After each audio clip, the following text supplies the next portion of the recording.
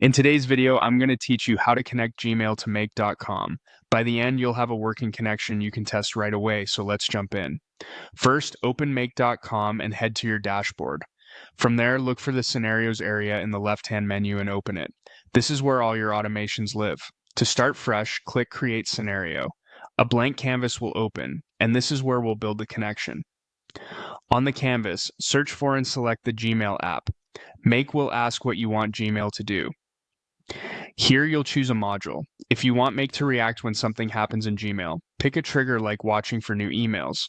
If you want Make to perform an action in Gmail, choose something like sending or working with messages. Either way, you're just choosing how Gmail fits into your workflow.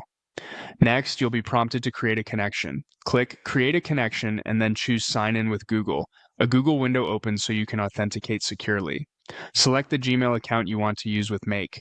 If you have more than one account, be sure to pick the one where your emails actually live or the one you intend to send from. Google will show a consent screen. Take a moment to review the access being requested, such as reading messages or basic profile details, depending on the module you chose. This access is necessary for Make to perform the automation on your behalf.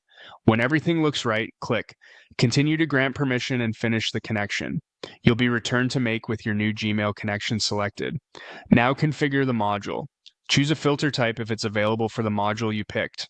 Filters let you narrow down what the scenario processes, for example by labels, sender, or subject. Setting a filter keeps your tests clean and focused while you build. Add a limit to control how many emails the scenario processes initially.